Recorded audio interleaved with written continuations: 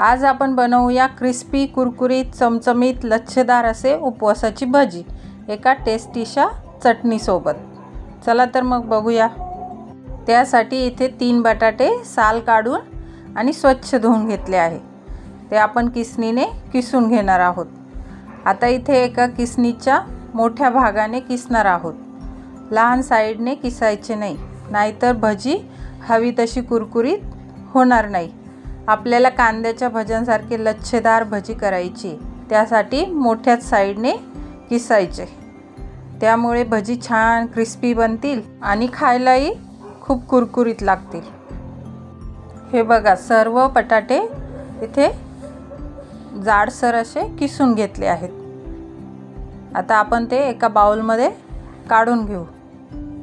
बटाटे किसले की लगेच पाण्यामध्ये टाकायचे, नाहीतर ते काळे पडायला सुरुवात होते। इथे आता आपण 2-3 पाण्याने स्वच्छ धुवून घेऊ, त्यामुळे त्यातले सर्व स्टार्च निघून जाईल। भजी कुरकुरीत होण्यासाठी मदत होईल। इथे मी 2-3 पाण्याने स्वच्छ किस धुवून घेतलाय। किस धुतल्यानंतर त्यातले पाणी चांगले निथळून घ्यायचे। हाताने दाबून काढायचे किंवा चाळणीमध्ये ओतून सगळे पाणी काढून घ्यायचे। किस चांगला निथळून झाला की त्यामध्ये बारीक कापलेल्या 2 हिरव्या मिरच्या घालायच्या, अर्धा चमचा जिरे, चवीपुरतं मीठ, अर्धा लिंबाचा रस। लिंबामुळे भजी चांगली चटपटीत लागतील। बारीक कापलेली कोथिंबीर चांगले मिक्स करून घेऊया।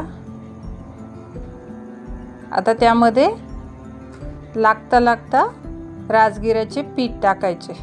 आता मी पहिल्यांदा 2 चम्मच टाकून घेणार आहे। आपण या भजीमध्ये जास्त पिठाचा वापर करणार नाही आहे, त्यामुळे थोडेच लागता टाकायचे। मिक्स करून बघायचे भज्यांना आकार येतोय का। जर येत असेल तर पीठ टाकण्याची गरज नाही, पण जर येत नसेल तर अजून थोडे पीठ ॲड करायचे। आता इथे भज्यांचा आकार येत नाही आहे, त्यामुळे मी अजून 1 चमचा राजगिऱ्याचे पीठ ॲड करणार आहे। आणि आता परत मिक्स करून बघते।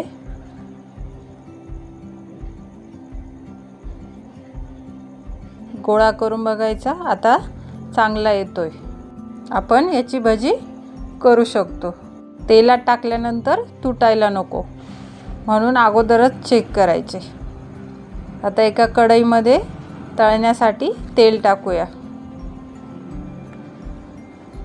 तेल चांगले गरम झाले, एक छोटासा बटाट्याचा तुकडा टाकून बघायचा। तो वरती आला की समजायचे तेल गरम झाले आहे। आता आपण भजी टाकून घेऊया। ही भजी चपटीच टाकली जातात। एका वेळेस खूप सारी भजी टाकायची नाही, त्यामुळे हलवता येणार नाही।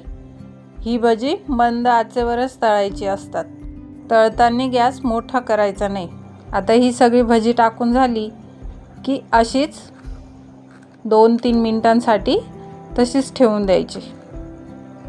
त्याला झाऱ्या लावायचा नाही किंवा हलवायचे पण नाही, नाहीतर ते तुटण्याची शक्यता असते।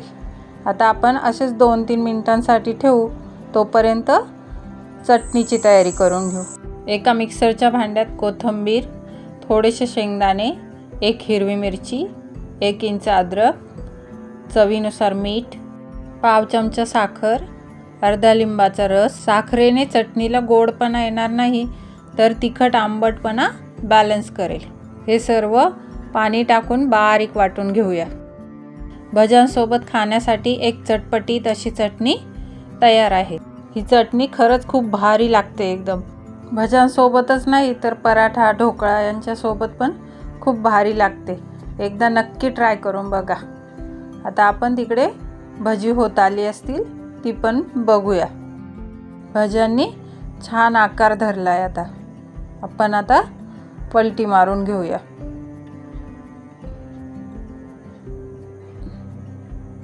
भजी हलवताना खूप जास्त हलवायची नाही, एकदा किंवा दोनदाच। आता बघा छान गोल्डन ब्राऊन झाली आहे। आता आपण ही काढून घेऊया। भज्यांची एक बॅच तळण्यासाठी मला 5 मिनिटं लागली आहेत। बघा किती छान कांद्याच्या भज्यांसारखीच आहेत की नाही। मस्त लच्छेदार अशी कुरकुरीत भजी तयार आहे। तुम्हालाही उपवासाच्या दिवसांमध्ये काहीतरी चमचमीत खाऊशी वाटत असेल तर अशी भजी नक्की करून बघा। हा व्हिडिओ आवडला असेल तर नक्की लाईक, शेअर आणि चॅनलला सबस्क्राईब करा। बेल आयकॉन दाबायला विसरू नका। भेटूया पुढच्या उपवासाच्या रेसिपीसोबत। तोपर्यंत बाय बाय।